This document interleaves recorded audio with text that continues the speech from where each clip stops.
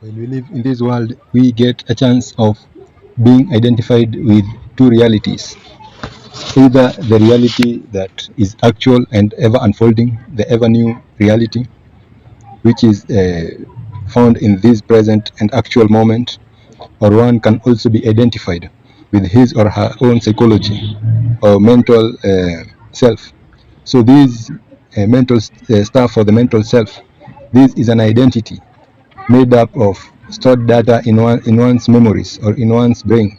So this data, when utilized to perceive reality or to come into contact with the real world, then this becomes a world or a reality defined by that which is already known, that which is memory, that which is harbored in the brain.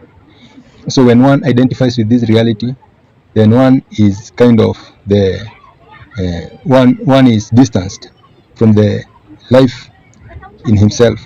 So one dwells in the memory and mental recorded stuff to an extent that he or she kinds of substitute that world for the actual and the ever unfolding world or reality. So what we have in this right actual moment is what is. The rest is in one's head. The rest is a mental construct. So this includes all the things that we imagine. This includes all the things that we harbor in our brains. This includes all the data that we've kept and stored for future use in our memories. The things that we experienced and they were recorded in our brains. So this data, when one is identified with it, then one is dead. One is spiritually dead.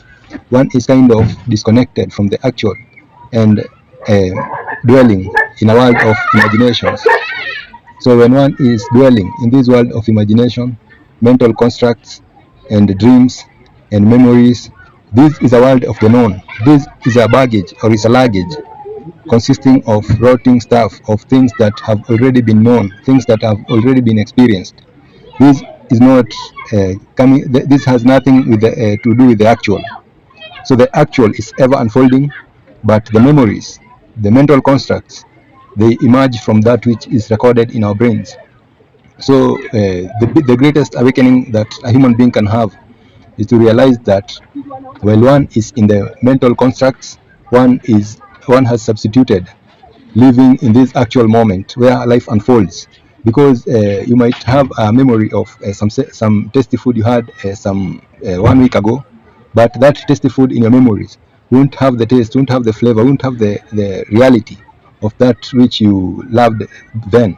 So as a memory is kind of a theory, it's kind of a fantasy, a mental construct.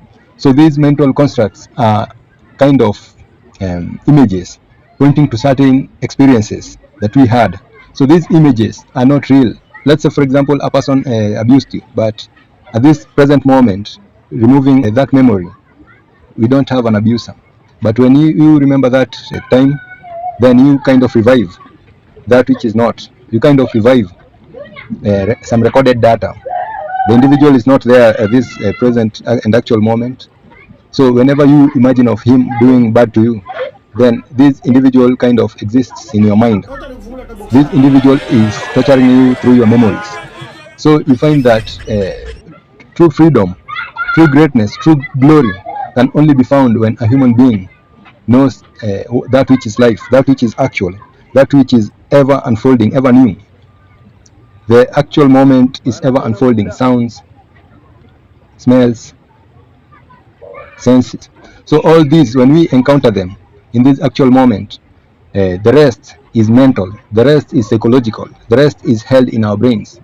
So these two worlds are the major two worlds that people spend their lives in, either locked in one's imaginations and memories and mental constructs, or exposed to life in the fullest sense, living fully, living the ever unfolding life, experiencing this actual moment with all of one's attention. So this is living fully, while living in the memories and substituting living in this actual moment is substituting that which is fantasy for that which is truth and actual and perceivable and tangible. So you don't have to exchange that which is tangible for that which is imaginary. Exchanging that which is tangible with that which is imaginary is like exchanging theoretical money with actual cash.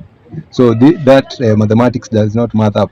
So until next time, there is living fully, and there is living in the memory and mental world.